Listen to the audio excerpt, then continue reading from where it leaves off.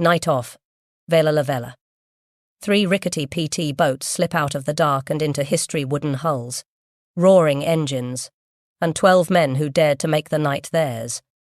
This is the up-close story of PT 164, a motley crew, a fearless skipper, and a single desperate raid that proved speed, surprise, and grit could turn wooden toys into weapons and change the course of a war. The Japanese destroyer's searchlight swept across the water like the finger of death, missing our bow by mere feet. We held our breath, engines cut to idle, drifting in the darkness off Vella Lavella. 23 American sailors pressed against the deck of PT 164, trying to become invisible. In the cargo holds of the 3 Japanese transports behind that destroyer, nearly 8,000 enemy soldiers sat unaware that their journey to reinforce Kolombangara was about to end in the black waters of the Solomon Sea. The date was July 19th, 1943, and in exactly 4 minutes, we would unleash hell from the shadows. My hands gripped the twin .50 caliber mount so tightly my knuckles ached. Beside me, Ensign Robert Dutch van der Berg whispered coordinates to our skipper, Lieutenant Commander Arthur Mac McPherson. The green phosphorescent glow of our compass was the only light we dared show. Behind us, hidden in the moon's shadow cast by Vella Lavella's volcanic peaks, PT 168 and PT 171 waited for our signal. We were America's secret weapons, and the Japanese Navy was about to discover why darkness was no longer their ally. My name is Chief Petty Officer Thomas Tom Harrigan, United States Navy Reserve, and I was one of the first to prove that small wooden boats could sink steel warships. People often ask me what it was like being part of the most closely guarded naval secret of 1943. The truth is, we were too busy trying not to die to think about making history. We only knew that if we failed tonight, those 8,000 Japanese soldiers would reach Kolombangara, where they would slaughter American boys trying to take that strategic airfield. Every torpedo we carried represented hundreds of American lives that might be saved. Every enemy transport we sent to the bottom meant parents back home who wouldn't receive that dreaded telegram from the War Department. To understand how 3 boats smaller than most private yachts could challenge the Imperial Japanese Navy at the height of its power, you need to understand what we were up against in the summer of 1943. The Japanese had turned night fighting into an art form. Since their victory at Savo Island the previous August, where they sank 4 Allied cruisers without losing a ship, they owned the darkness in the Solomon Islands. Their sailors trained for years in night combat, learning to fight without radar, using only keen eyesight and practiced coordination. They called their nighttime supply runs the Tokyo Express, and we called them the Rat Run. Either way, they moved troops and supplies with near impunity once the sun went down. The American Navy had bigger ships, better radar, and more firepower, but we were losing the night war. Our admirals, trained in the traditional battle line tactics of Jutland and Manila Bay, couldn't adapt quickly enough to this new kind of warfare. Our cruisers and destroyers, designed for fleet actions in open ocean, were sitting ducks in the confined waters of the Solomons. We needed something different, something the Japanese wouldn't expect. That something was being built in secret boatyards from New Orleans to New York, and it would revolutionize naval warfare forever. The PT boat, patrol torpedo boat, was born from desperation and American ingenuity. At 80 feet long and 20 feet wide, they were constructed from laminated mahogany plywood, not steel. 3 Packard V-12 engines, modified versions of the Liberty aircraft engine, pushed them to speeds over 45 knots, faster than any torpedo or conventional warship. We carried 4 21-inch torpedo tubes with Mark 13 torpedoes, a 20mm Oerlikon cannon, 4.50 caliber machine guns, and enough ammunition to raise hell for about 15 minutes of sustained combat. After that, we better be heading home or heading to the bottom. I first saw a PT boat in February 1943 at the Motor Torpedo Boat Squadron's training centre in Melville, Rhode Island. I was a destroyer sailor, fresh from convoy duty in the North Atlantic, when the Navy asked for volunteers for hazardous duty with experimental vessels. The recruiter wouldn't tell us what these vessels were, only that the casualty rate was expected to be over 50%. Out of 200 volunteers, they selected 40. I made the cut because I could navigate by stars and had small boat experience from growing up on Chesapeake Bay. The first time I stepped aboard PT-164, I thought the Navy had lost its mind. This wasn't a warship. It was a glorified speedboat with delusions of grandeur. The hull was wood, in a war of steel and armour. The living quarters were so cramped that hot bunking wasn't just common, it was mandatory. There was no armour protection except for some sheet metal around the bridge. One good hit from anything larger than a rifle bullet, and we'd be matchsticks floating on the water. But then I met Mac McPherson, and everything changed. Mac was 28 years old, ancient by PT boat standards, with eyes that had seen too much already. He'd been at Pearl Harbor aboard the destroyer USS Shaw when the Japanese attacked, had fought at Midway, and volunteered for PT boats because, in his words, "I'm tired of being a target. Time to become the hunter." Mac understood something that would take the rest of us weeks to learn. PT boats weren't meant to fight like conventional warships. We were maritime guerrillas, seagoing assassins who struck from ambush and vanished before the enemy could react. Our crew was a collection of misfits and specialists who'd never have served together on a regular Navy vessel. Dutch van der Berg, our executive officer, was a Yale mathematics professor who could calculate torpedo firing solutions in his head faster than most men could work a slide rule.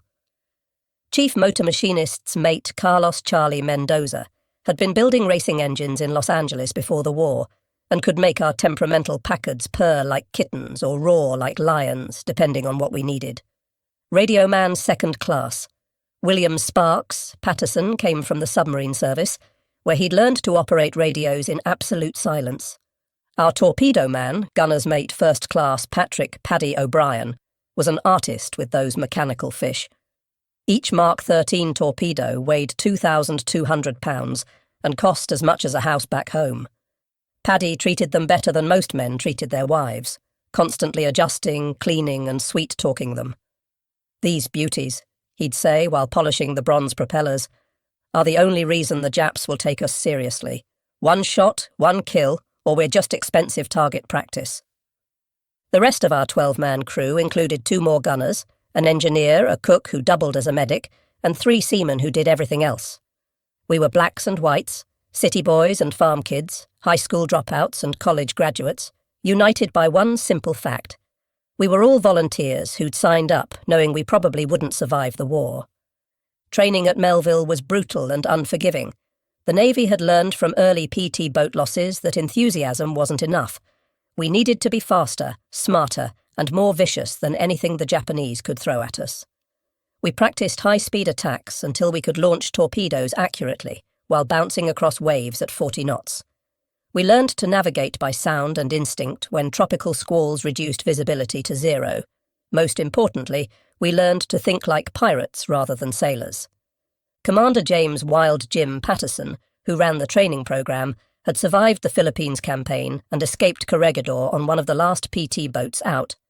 He had a simple training philosophy. The Japanese expect you to fight fair. Don't. They expect you to follow naval tradition. Don't.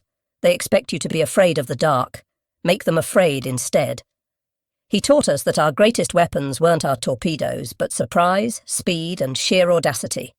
We arrived at our forward base at Rendova on June 30th, 1943, just as the invasion of New Georgia was beginning. The base was nothing more than a fuel dump, some camouflaged Quonset huts, and a rough dock hidden under palm fronds. The first thing we noticed was the smell: rotting vegetation, diesel fuel, and the sweet stench of tropical decay. The second thing was the sound of artillery fire from New Georgia, where Marines were dying to take the Munda airfield. Motor Torpedo Boat Squadron 9, our unit, consisted of 12 PT boats tasked with interdicting Japanese reinforcement attempts in the Central Solomons. Our mission sounded simple: patrol the waters between the major Japanese bases and sink anything flying the rising sun. The reality was far more complex. These waters were a maze of coral reefs, volcanic islands, and hidden Japanese strongpoints. The enemy had seaplanes for reconnaissance, coast watchers on every major island, and destroyer squadrons specifically trained to hunt PT boats. Our first patrol on July 5th was a disaster. 3 boats, including ours, attempted to intercept a Japanese convoy near Visu Visu. We were spotted by an enemy float plane before we could get into attack position, and suddenly 4 destroyers were bearing down on us with searchlights blazing and guns firing. We scattered like rabbits, racing through a gauntlet of shell splashes. PT-158 took a direct hit from a 5-inch shell and disintegrated. 12 men gone in an instant, blown to fragments along with their boat. We spent 4 hours dodging through reefs and islands before finally escaping. No torpedoes fired, no enemy ships damaged, and we'd lost a boat and crew. That night, huddled in our base at Rendova, Mac gathered us together. "We learned something important today," he said quietly. "We can't fight them like destroyers fight each other. We're not built for gun duels. We strike from ambush or we don't strike at all." It was a hard lesson, paid for in blood, but it would shape every mission that followed. Over the next 2 weeks, we developed new tactics through trial and error. We learned to use the island's radar shadows to mask our approach. We discovered that shutting down 2 engines and running on 1 reduced our noise signature dramatically. Most importantly, we figured out how to coordinate attacks between multiple boats using simple light signals that the Japanese couldn't intercept. The intelligence network supporting us was remarkable. Australian coast watchers, hiding in the hills of Japanese-occupied islands, would radio enemy ship movements. Native Solomon Islanders, risking execution if caught, would paddle their canoes out to meet us with information about Japanese positions. Sometimes we'd get decrypt intelligence from Pearl Harbor, giving us exact convoy schedules. But most of the time, we hunted by instinct and experience. The PT boats were still classified as secret weapons in July 1943. Official Navy communications never mentioned us by name, referring only to small craft or mosquito boats. The Japanese knew something was hitting their convoys, but their initial reports described us as submarines or mines. They couldn't believe the Americans would send wooden speedboats against steel warships. That ignorance was our greatest advantage. On the night of July 18th, Coast Watcher reporting indicated a major Japanese reinforcement convoy would run through Blackett Strait, heading for Vella on Kolombangara. This was the target we'd been waiting for. Multiple transports with minimal escort, forced to pass through narrow waters where their superior numbers wouldn't help them. Mac volunteered our boat to lead the attack, along with PT-168, skippered by Lieutenant Henry Hank Bramwell, and PT-171 under Lieutenant Junior Grade Joseph Joey Antonelli. The briefing that evening was tense. Intelligence estimated 3 large transports escorted by 1 or 2 destroyers, carrying elements of the Japanese 13th Regiment, elite troops who'd fought in China and the Philippines. These weren't construction battalions or supply troops. These were frontline soldiers who would make our Marines' lives hell on New Georgia. Commander William Bill Specht, our squadron leader, made it clear, "Gentlemen, this convoy cannot reach Vella. I don't care if you have to ram those transports. They go to the bottom tonight." As the sun set on July 19th, painting the sky blood red over the Solomons, we made our final preparations. Paddy O'Brien ran through his torpedo checklist for the 5th time, setting the Mark 13s for a depth of 10 feet and the speed for 28 knots, optimal settings for hitting a loaded transport. Charlie Mendoza had our engines tuned to perfection, mufflers installed to reduce noise. Dutch Vanderberg plotted and replotted our attack approach, calculating currents, wind, and the moon's position. I checked my machine guns one last time, ensuring the ammunition belts fed smoothly. We loaded nothing but armor-piercing and incendiary rounds. Regular ball ammunition was useless against steel ships, but API rounds could penetrate bridge windows, start fires, and suppress enemy gun crews. Every 5th round was a tracer, creating lines of fire that looked like deadly fireworks in the night sky. At 20:30 hours, we slipped our moorings and headed into the gathering darkness. The 3 boats moved in column formation, engines muffled to a low rumble. As we cleared Rendova Harbour, Mac ordered us to test weapons. The night erupted briefly in gunfire as 12 machine guns and 3 20mm cannons barked into the empty sea. Then silence again, broken only by the rhythmic pulse of our engines and the hiss of water along our hulls. The ocean was rougher than we'd hoped, with a 2-foot chop that would make torpedo accuracy challenging. But it also meant our wakes would be harder to spot, and the wave action would mask our engine noise. Every advantage mattered when you were 80 feet of plywood attacking 400 feet of steel. By 2300 hours, we reached our ambush position off the north coast of Vella Lavella. Mac cut engines to idle, and we drifted in the darkness, waiting. The only sounds were water lapping against our hull and the distant rumble of artillery from New Georgia. Then, at 23:47 hours, Sparks Patterson picked up a transmission from Coastwatcher reporting, 3 large ships, 2 escorts, bearing 280, speed 18 knots, range 15 miles from your position. The hunt was on. Mac started 2 engines, keeping them at low throttle as we moved to intercept. The mathematics were simple but crucial. The enemy convoy was making 18 knots on a steady course. We could make 35 knots without creating too much wake. If we positioned ourselves correctly, we'd intercept them just as they entered the narrowest part of Blackett Strait, where they'd have no room to manoeuvre. At 00:18 hours on July 20th, Dutch spotted them through his binoculars. Dark shapes against the starfield, exactly where they should be. The Japanese were maintaining perfect formation. 2 destroyers in the lead, 3 transports following, with another destroyer bringing up the rear. They showed no lights, but their size and regular spacing made them easy to track once you knew where to look. Mac's plan was elegantly simple and incredibly dangerous. PT-168 would attack from the port side, PT-171 from starboard, while we went straight up the middle after the lead transport. It meant passing between the escort destroyers, literally threading the needle between death on either side. But if it worked, we'd cause maximum confusion and have clear shots at all 3 transports. "All ahead slow," Mac whispered. We crept forward at 5 knots, barely moving, letting the convoy come to us. At 2,000 yards, we could hear their engines, the deep thrumming of massive diesels pushing thousands of tons through the water. At 1,500 yards, we could see individual details: the pagoda-style bridge of the lead destroyer, the cargo booms on the transports, even figures moving on deck. At 1,000 yards, Mac gave the signal. 3 clicks on the radio, and all 3 PT boats surged forward simultaneously. Our engines roared from idle to full throttle in seconds, lifting our bow out of the water as we accelerated to attack speed. The night shattered as we raced toward the enemy convoy at 40 knots, 3 small craft challenging steel giants. The Japanese were caught completely off guard. Their lookouts, trained to spot submarines or approaching destroyers, never expected attackers moving this fast from this close. We were inside their formation before they could react, racing between the escort destroyers at point-blank range. I opened fire with my twin 50s, raking the bridge of the nearest destroyer, seeing my tracers punch through windows and ricochet off steel. "Fire 1! Fire 2!" Paddy launched our first 2 Mark 13 torpedoes at 600 yards, impossibly close range where missing was almost impossible. The mechanical fish leaped from their tubes and splashed into the water, their props already spinning at full speed.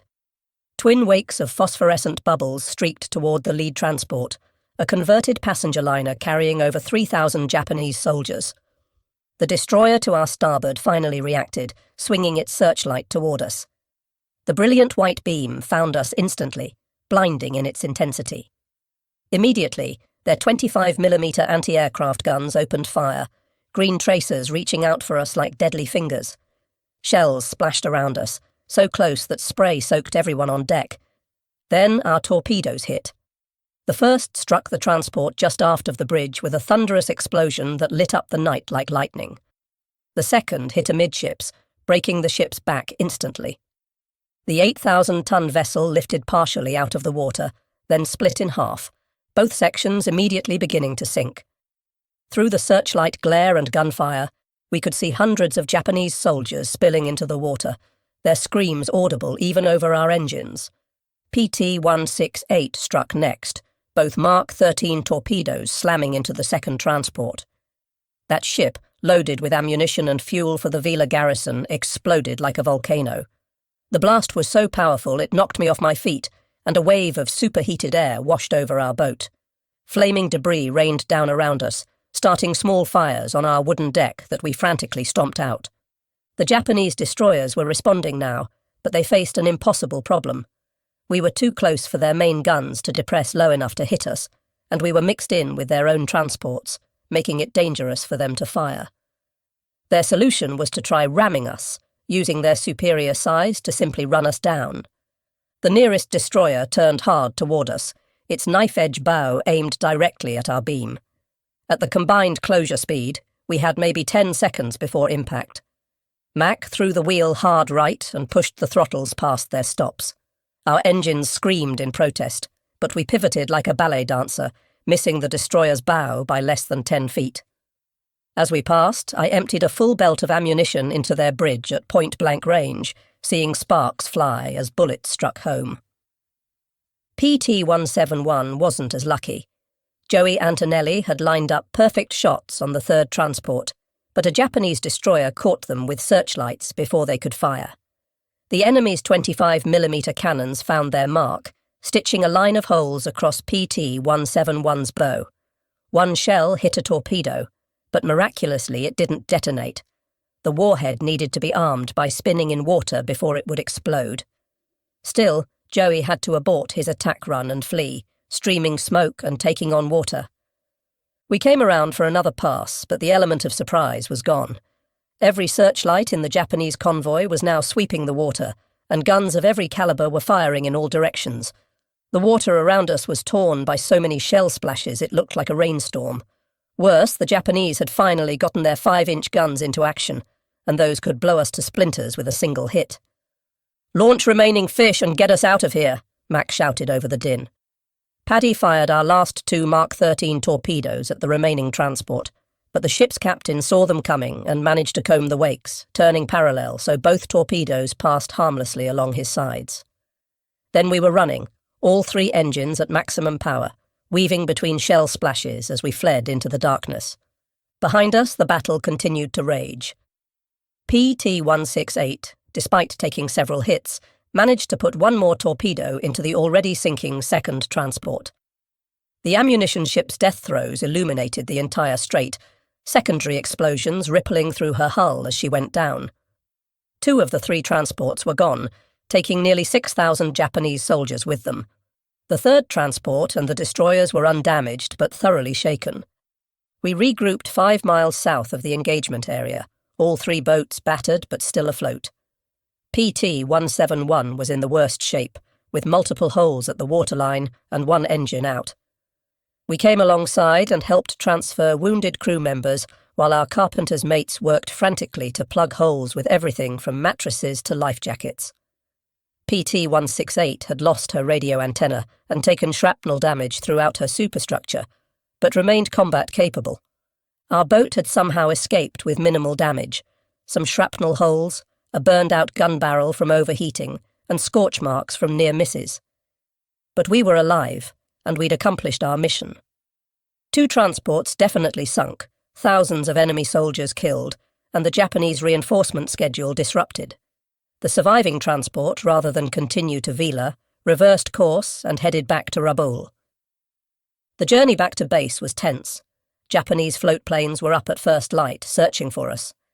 We hid in the shadow of small islands, camouflaged with palm fronds, engines off, barely breathing as enemy aircraft droned overhead. It took us 14 hours to cover what should have been a 3-hour journey, but we all made it back to Rendova. The debriefing was exhaustive. Intelligence officers wanted every detail: Japanese tactics, weapon effectiveness, enemy response times. What we told them would be distributed to every PT squadron in the Pacific. The lessons learned from our engagement would save American lives and sink enemy ships throughout the remaining war years. But the immediate impact was even more significant. Radio intercepts revealed Japanese communications describing new American secret weapons and high-speed torpedo boats appearing from nowhere. For the first time, the Imperial Navy was afraid of the dark. They could no longer move freely at night, couldn't guarantee safe passage even to their most heavily guarded convoys. Every shadow might hide a PT boat. Every sound might be American engines approaching. Over the following weeks, the Japanese changed their entire resupply strategy. Convoys grew larger but less frequent. Destroyer escorts doubled, then tripled. They started using searchlight-equipped float planes for night reconnaissance. All of these changes meant fewer supplies and reinforcements reaching their island garrisons, giving our ground forces crucial advantages. The psychological impact was perhaps even greater than the tactical success. Japanese soldiers waiting for reinforcement that never came began to lose hope. Enemy commanders, unable to guarantee supply deliveries, had to cancel offensive operations. The myth of Japanese invincibility at night, shattered by wooden boats crewed by American teenagers and reservists, began to crumble throughout the Pacific. Our squadron's success led to rapid expansion of the PT boat program. New bases were established throughout the Solomons and New Guinea. Improved boats with better engines, radar, and armour protection were rushed into production. Tactics we'd developed through trial and error became official doctrine taught at training bases from Rhode Island to California. The cost of this success was measured in friends who didn't come home. 2 weeks after our successful attack, PT-166 hit a mine while returning from patrol. All hands lost. PT-162 was caught by Japanese destroyers in daylight when engine failure left her dead in the water. They shot her to pieces. Only 3 survivors were pulled from the water. Joey Antonelli, skipper of PT-171, was killed by a sniper while his boat was refueling at a forward base. By October 1943, when I was rotated back to the States for new construction training, our squadron had lost 7 boats and 73 men. But we'd sunk or damaged over 40 Japanese vessels, from destroyers to barges, and killed thousands of enemy soldiers who never reached their destinations. The exchange rate was brutal but necessary. Every PT boat we lost was replaceable. The Japanese ships and experienced crews were not. I returned to the Pacific in March 1944 as executive officer of PT-321, operating in the Philippines. The boats were better: radar, armour plate around the cockpit, more reliable torpedoes. But the essence remained the same: speed, surprise, and audacity. We were still proving that American innovation could overcome any enemy advantage. The Japanese never fully adapted to the PT boat threat. They tried everything: specialized hunter-killer groups, radar-equipped destroyers, even suicide boats designed to ram us. But they couldn't be everywhere, couldn't protect every convoy, couldn't make the night safe again. The secret weapon they'd discovered too late had permanently changed the balance of power in the Pacific. Mac McPherson survived the war, earning a Navy Cross and 2 Silver Stars. He stayed in the Navy, eventually commanding a destroyer squadron in Korea. We kept in touch until his death in 1987. At his funeral, his son told me Mac often said the PT boats were where he learned what real courage meant. Not the absence of fear, but action despite terror. Dutch Vanderberg returned to Yale after the war, but never forgot his navigation lessons learned in the Solomons. He became one of America's leading oceanographers, using skills honed dodging Japanese destroyers to map ocean currents and underwater mountains. He once told me that after threading between enemy warships at 40 knots in the dark, everything else seemed easy. Charlie Mendoza went back to building racing engines in Los Angeles, applying tricks learned, keeping PT boat engines running to make cars go faster.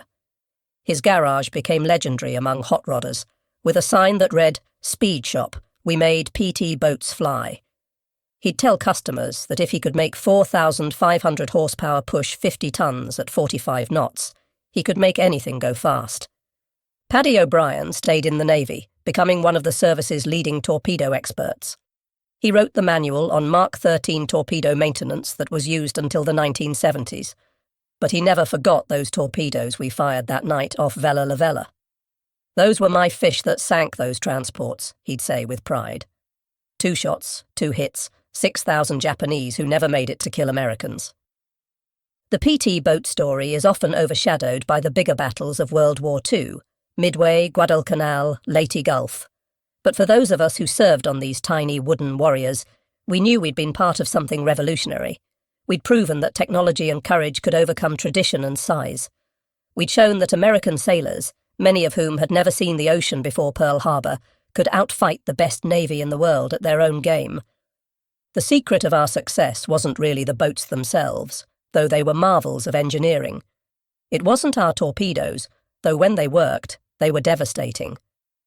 The real secret was the American spirit of innovation, the willingness to try something completely different when conventional methods failed.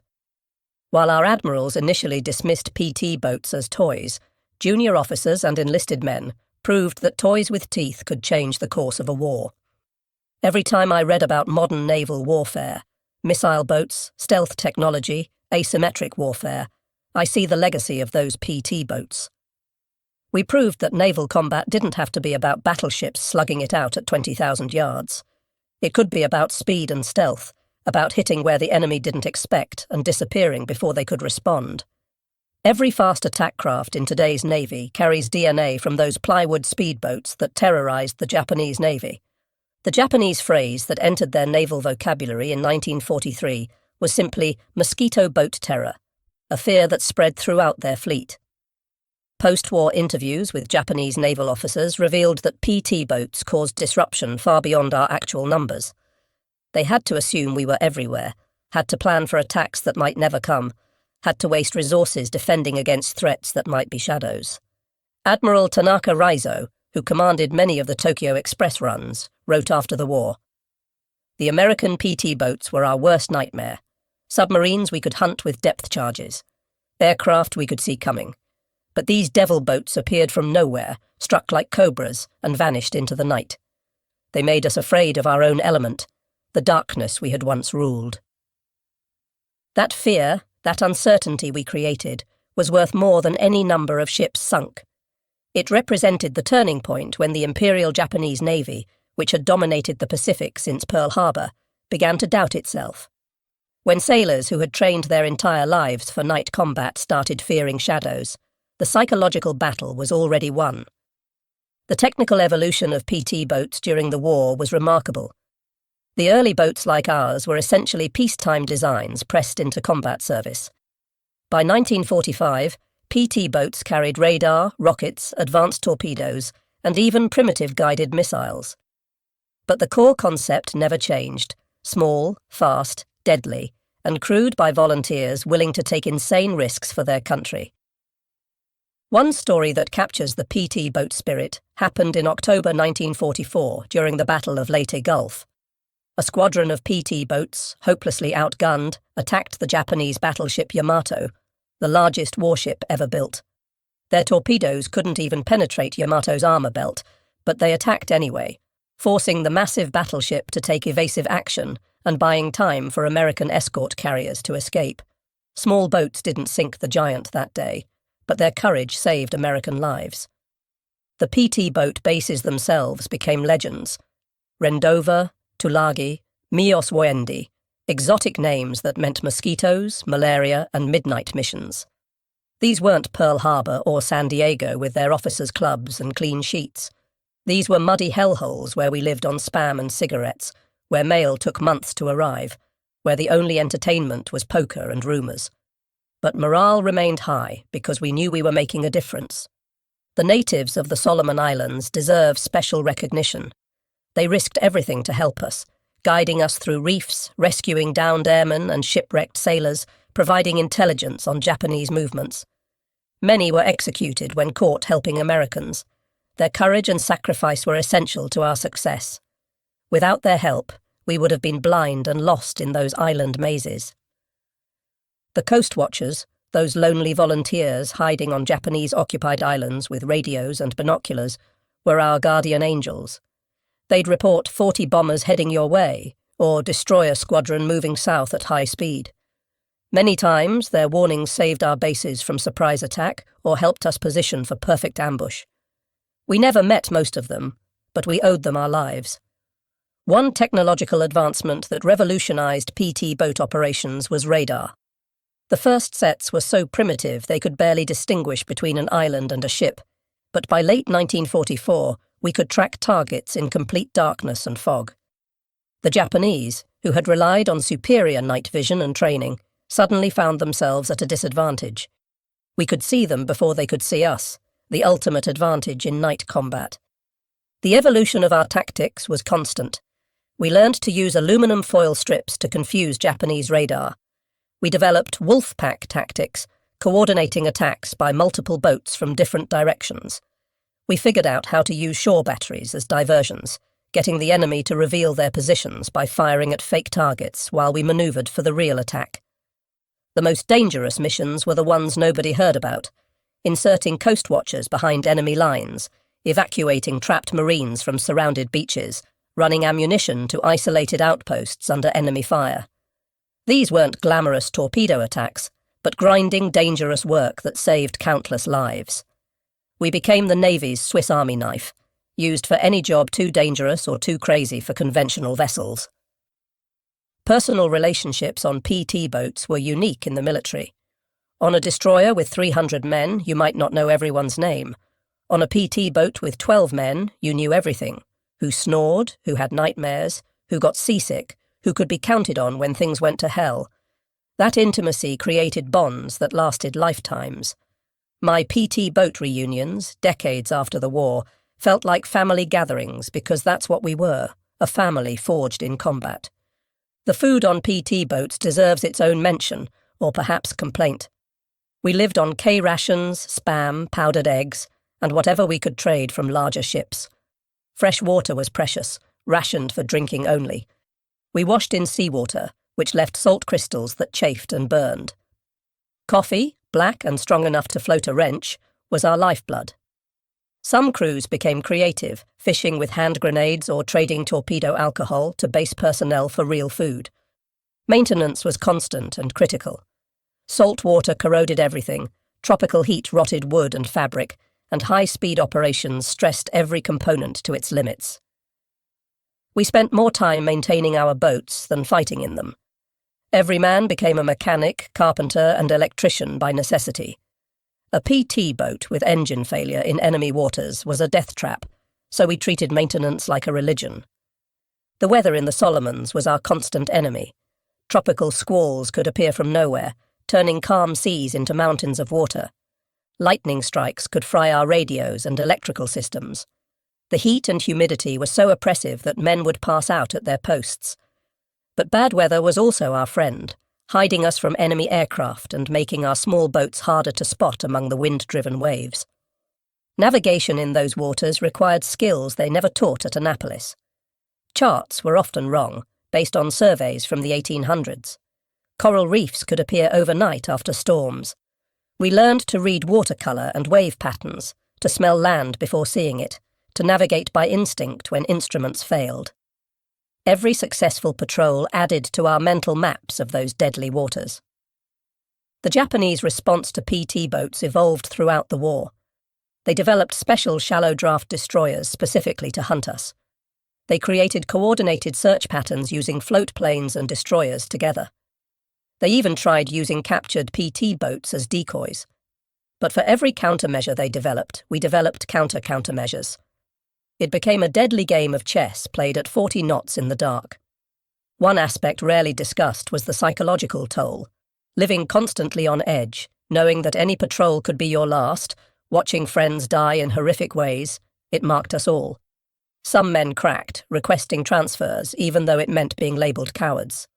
Others became addicted to the adrenaline, volunteering for increasingly dangerous missions. Most of us just endured, finding ways to cope with fear that never really went away. The humour that developed was dark but necessary. We named our boats things like Sudden Death, Hell's Angels, and Grim Reaper. We painted cartoon characters on our torpedoes. Donald Duck riding a torpedo was popular. We made up songs about sinking Japanese ships, the more gruesome the better. It was psychological armour, a way to make the unbearable bearable.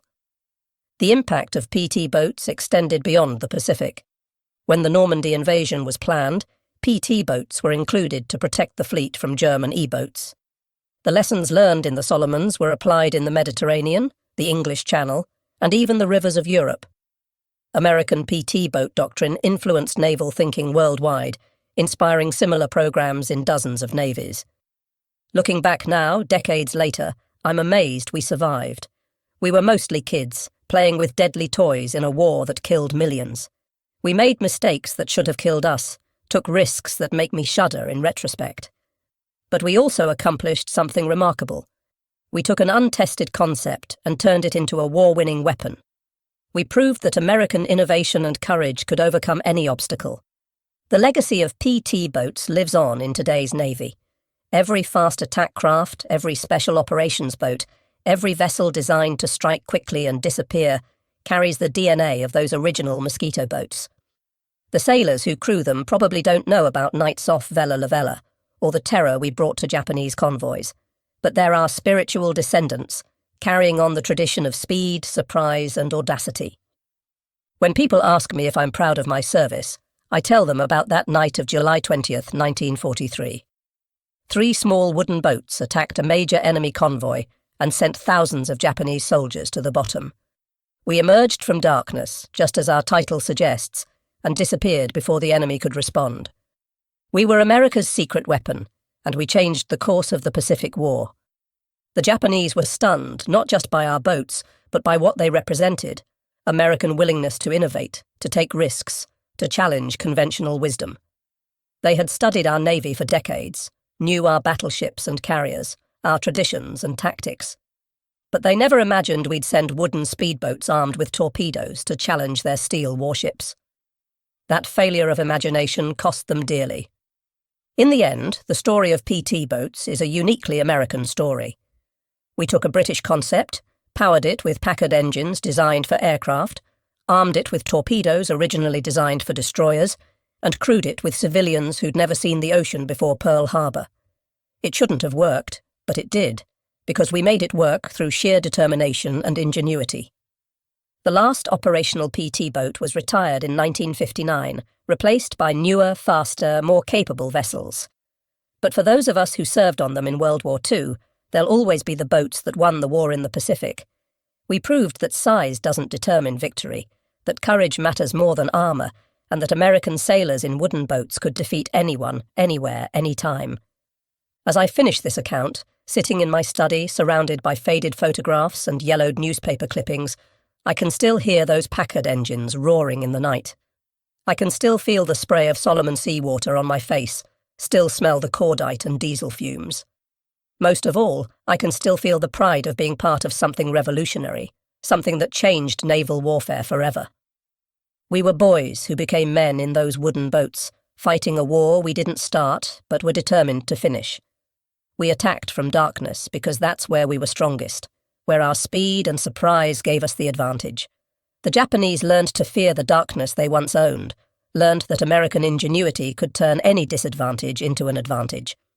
That's the legacy of PT boats, not just the ships we sank or the battles we won, but the proof that free people fighting for their freedom can overcome any tyranny. We were small, fast, and deadly. We were secret weapons that stayed secret just long enough to turn the tide. We were the mosquito fleet that brought down an empire, one torpedo at a time. The Japanese were stunned by America's secret PT boats because they represented everything the Imperial Navy hadn't expected from Americans: innovative thinking, aggressive tactics, and the willingness to risk everything on an unproven concept. By the time they understood the threat we posed, it was too late. The shadows they had once ruled now belonged to us, and from those shadows we struck without mercy until the rising sun finally set on Japan's Pacific Empire.